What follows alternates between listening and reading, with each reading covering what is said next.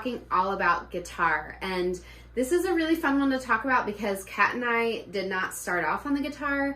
Both of us came to the guitar later on as adults, and it's an instrument that we use in songwriting a lot. So when we think about guitar and how we can learn to get better at guitar, one of the best elements we can learn is strumming, so our right hand technique, and then chord switching, our left hand technique, or we could call this our strumming hand and our fretting hand.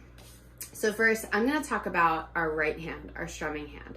So there's an exercise pretty early on that talks about how you can practice strumming, starting with a really long held out strum, and you'll see it marked in there as a whole note. So 4 beats where you're just holding it out, 1, 2, 3, 4, and then gradually increasing your tempo. And eventually your goal is to have a fluid strum where every strong beat you're moving down and every weak beat you're moving up. You could also think about this as the main numbered beats and the and or the in between of the beats. So here's what I mean. So if I start off doing 1 strum every 4 beats, it might sound like this. 1, 2, 3, 4. 1, 2, 3. Now I'm going to increase that. 1, 2, 3, 4. I'm still just moving down. Now I'm going to do it on every beat. 1, 2, 3, 4. And what I want you to notice is that my hand is still coming up to return to that strong beat. So I'm really making that down, up, down, up, down, up motion, even though I'm not hitting the strings. Now I'm going to add all those hits, and it sounds like this. Down, up, down, up, down, up, down, up, down, up, down, up, down, up, and stop.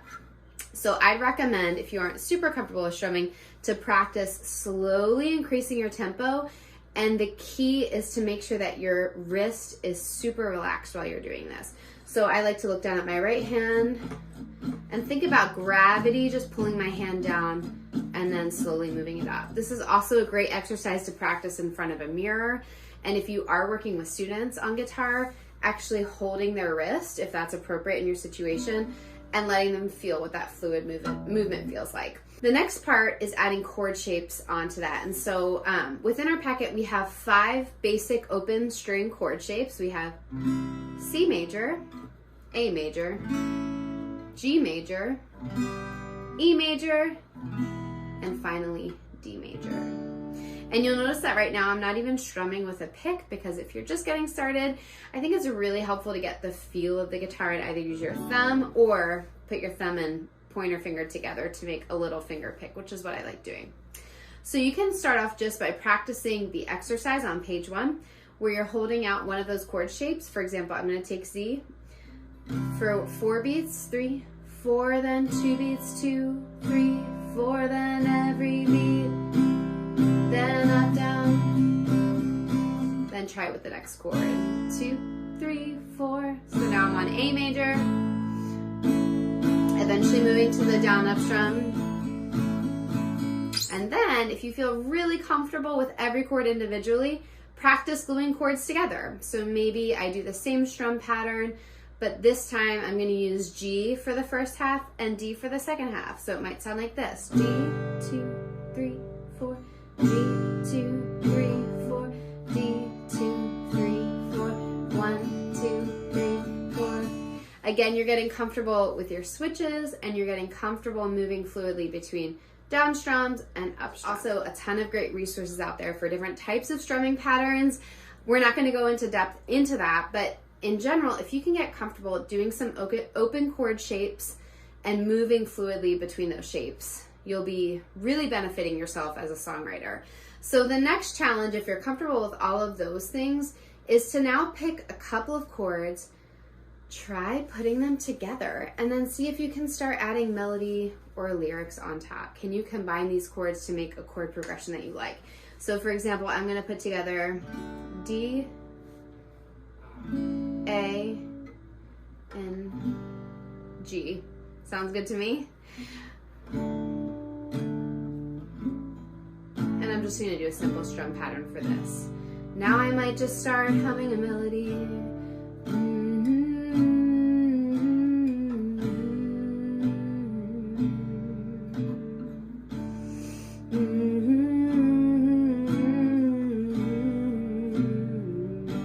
And maybe once I have a melody humming, then I'll start to add some words to it.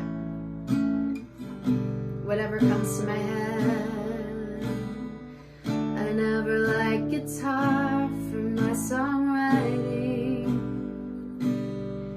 Then I figured out how to glue some chords together. Alright, so nothing too inspiring, but again, I'm just finding ways to coordinate what I'm doing with my fretting hand and my strumming hand and using it for creative idea generation. I find that what I write on guitar sounds a lot different than what I write on the keyboard. Some other ideas for creative generation on guitar or other stringed instruments is to actually find melodic material on the instrument itself. Maybe you're fooling around on the lower end and coming up with a bass line. Something like this. And then seeing if I could write melody on lyric on top of that. Sometimes what's nice about that is you don't even necessarily need to know what notes you're playing. You're just really focusing on what you like in terms of sound. That's a technique I use with a lot of my undergraduate students who are writing songs for the first time on guitar, who don't know any chord shapes yet. I tell them to find interesting sounds on the guitar and then see if they can write over top of that. So if you're already very comfortable with all of the elements that I've mentioned, I would recommend some further ways that you can study guitar and get better at your guitar skills.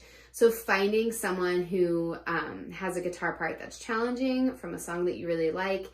I'm a big Death Cab for Cutie fan, and so learning some of their riffs is really helpful for me to get better at guitar. You might also want to think about learning a technique that's new, like finger picking, or even different types of chords, like power chords or bar chords. And then finally, finding someone who could mentor you or teach you. There's some great online websites, some other great tutorial sites if you want to work on specific skills. But really, once you get comfortable playing even one chord, Kat and I recommend diving in with writing songs and seeing what you come up with. Happy songwriting.